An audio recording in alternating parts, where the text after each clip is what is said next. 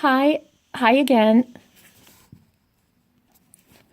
This series is Abusive Marriage, and I'm now going to do a little talk on leading up to a restraining order. Should you require a domestic violence restraining order, or whatever it's called in your state? Some states call them protective orders, or POs, and in California they're called ROs.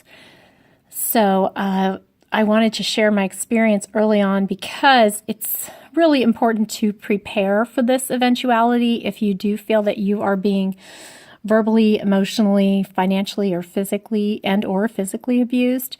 There are lots of other methods of abuse, and I will cover those.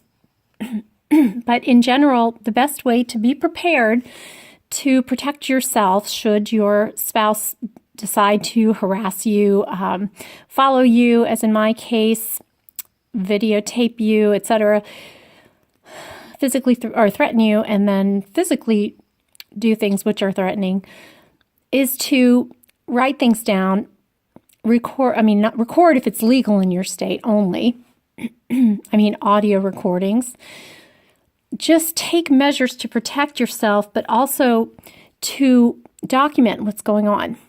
Try to have someone with you at all times when you will encounter your spouse or partner or boyfriend, girlfriend, who can be a witness if need be, who can validate what you say if you have to submit documents to the court or even go to court with you to be a witness.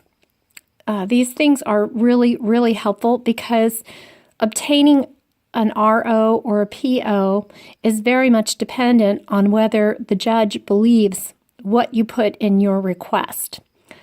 They have to believe you. There oftentimes is not a lot of concrete evidence. And in family matters, generally, you're not required to produce concrete evidence, but it comes down to credibility and circumstantial type evidence, as well as how experienced your attorney is and how you present to the court. So in a way, it's very unfair, but the intent behind that is to prevent people from seeking unwarranted protective orders in which the perpetrator or alleged perpetrator is prevented from appearing, for example, at school events because you might be there and you are protected against them, or from living in your joint home. Many instances, you can ask that they be removed from the home while you have this order, especially if there are children involved and you're taking care of them.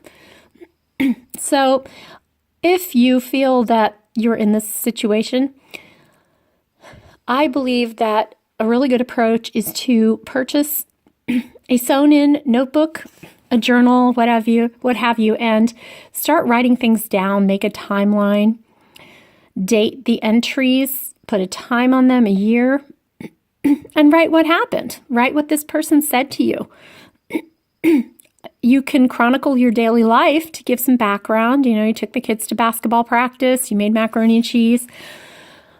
I guess I wouldn't put anything too personal in there or anything that could be construed as making you out to be the bad person. And I know this, I'm not saying manipulate the situation in any way. Just try to document what is happening to you that really you feel is uncalled for, is threatening, is frightening, makes your life difficult, to function in.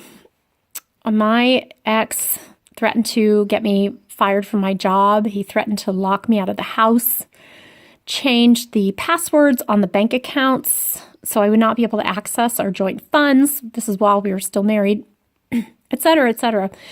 And thankfully, I've been journaling most of my life, so I wrote these things down and submitted copies to the court in some instances. But what I realized is that you have to copy the full page or maybe multiple pages. And if you write in there something, for example, that you're on an antidepressant or that you had to seek individual counseling because this is so disruptive to your life, you can't function, these other people can try to use that against you. They'll try to flip the script and say, you're the crazy one.